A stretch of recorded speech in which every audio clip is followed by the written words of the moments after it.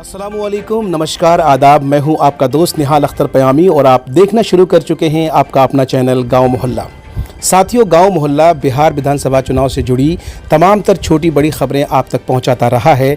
इस वीडियो में दरअसल हम आपको बहादुरगंज विधानसभा क्षेत्र की एक महत्वपूर्ण जानकारी देने वाले हैं और इसलिए आपसे गुजारिश है कि वीडियो को स्किप किए बगैर इसे आखिर तक ज़रूर देखिएगा।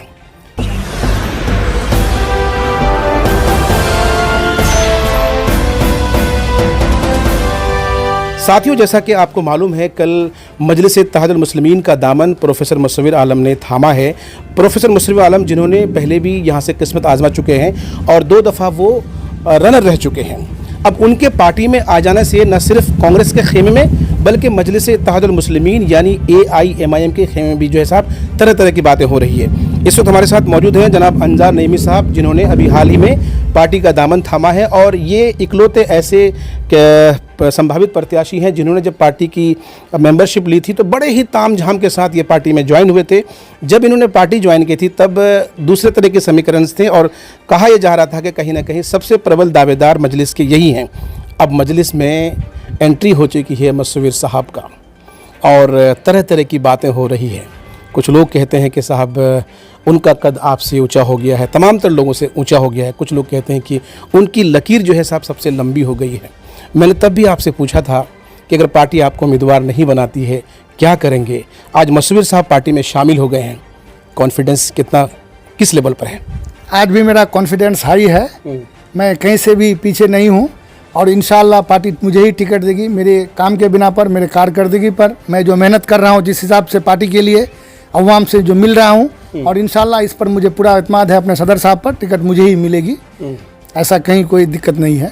लेकिन अवाम का एक बहुत बड़ा तबका ऐसा है जहाँ कहीं ना कहीं ये मैसेज जा रहा है या मैसेज पहुँचाया जा रहा है कि अब क्योंकि मुशर्रफ साहब आ गए हैं तो मुमकिन हो पार्टी उन्हें उम्मीदवार बनाएगी। अगर ऐसा होता है तब क्या करेंगे आप?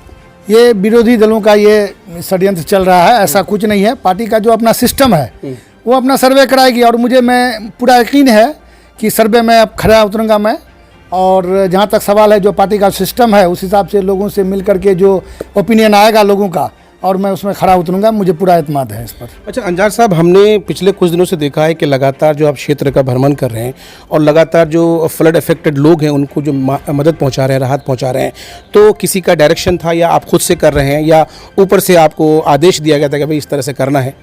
नहीं, ये तो मेरा काम पहले से भी चल रहा है, आप जानते भी होंगे। मैं लॉकडाउन में भी किया, उससे भी पहले से भी करता आ रहा हूँ और इस कड़ी में मैं इसको थोड़ा उसी पैमाने पर किया और ऐसी कोई बात नहीं है, मैं किसी के कहने पर नहीं। ये अपने आपको लेकर एक बात कही जाती है कि आप वो शख्स हैं जो चुनावों के दौरान नज़र आते हैं। आप लोकल इश्यूज़ पर, चाहे वो बाढ़ का मौका हो, CNRC NPR का मौका हो, लॉकडाउन का मौका हो, लोगों का ये एलिगेशन है या हो सकता है ये आपके विरोधी की तरफ से कहा जा रहा है कि आप नदारद होते हैं। ये विरोधियों का ये है, यहाँ जितना भी चाहे वो NRC का हो, NPR का हो, जो ये चला एजुटेशन चला, उसमें सारे में मैं हिस्सा लिया, सारे लोगों को फाइनेंशियली भी सपोर्ट किया और लोग बोलने वाले बोलते रहेंगे। मैं हमेशा इसमें आगे रहता हूँ इंशाल्लाह। कहीं इस मामले में मैं पीछे नहीं हूँ, हर मामले में मैं आगे रहता हूँ इसमें। तो कहीं ना कहीं आपका कॉन्फिडेंस लेवल आज भी वही है, हाई है कि पार्टी में कोई भी आ जाए और आपको पूरा कॉन्फिडेंस है कि टिकट जो है जी मुझे ही मिलेगी, मुझे पूरा कॉन्फिडेंस है। पार्टी में सबका स्वागत है, आए हैं मुशर्रफ साहब, बहुत खुशी की बात है। पार्टी और भी मजबूत होगा इंशाल्लाह, उनका तजर्बा पार्टी में काम आएगा। उनकी सरपरस्ती में मैं समझ रहा हूँ बेहतर ढंग से मैं और लड़ पाऊँगा जी। लेकिन आपको लेकर एक बात और कही जाती है कि आप जब से मजलिस में आए हैं, हो सकता है आपके विरोधी हो सकता है कि ये एनालिसिस हो कि अगर आपको उम्मीदवार बनाया जाता है मजलिस का तो इसका सीधा सीधा फ़ायदा MLA तौसीफ साहब को होगा, ऐसा कुछ है? ये विरोधी बोलेंगे, इससे कोई फर्क नहीं पड़ता है, बल्कि तौसीफ साहब डर गए हैं मेरे आने से। अच्छा।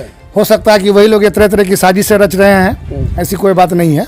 क्योंकि देखिए ये बात इसलिए कही जा रही है क्योंकि पुराने अगर चीज़ों को हम खंगाल कर देखते हैं, आपके अतीत को अगर देखते हैं तो एक ज़माने में आप तौसीफ साहब के बहुत करीबी रहे हैं। नहीं, कभी मैं करीबी नहीं रहा। लोग तो यही कहते हैं।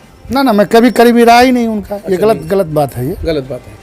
चलिए, तो ये हैं अंजार नईमी साहब, बड़ी बेबाकी से अपनी बात रख रहे थे। हमारे हर सवाल का इन्होंने बड़े ही बेबाकी से जवाब दिया है। इनका कॉन्फिडेंस लेवल आज भी हाई है। आज भी इनका कहना है कि साहब पार्टी हर एतबार से मुझे ही जो है साहब उम्मीदवार बनाएगी। हालांकि इंटरव्यू ख़त्म करना था लेकिन एक सवाल जहन में आ गया, पूछ लेना चाहिए। ऐसा क्या किया आपने इलाके के लिए या मजलिस के लिए कि पार्टी आपको ही उम्मीदवार बनाएगी?